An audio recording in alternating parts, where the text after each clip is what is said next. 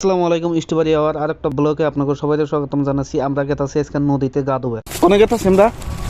हम लोग जा रहा है नदी पार নদীর का धुलाई करने के लिए। নদীর পার হইনা নিয়ে কিরকম ভাবে রিয়া তো আসতেছে। আর এটা হচ্ছে খরমা বাজার। এনতিকে ভাই কিছু চকলেট মকলেট এলাম আমরা নদীতে ডুব দিবেন নিকে। এই নদীটার নাম কি ভাই? জায়গাটার নাম কি? राजाघाट कुरागुरी পুরাপুরি ना ना कुरागुरी नदी।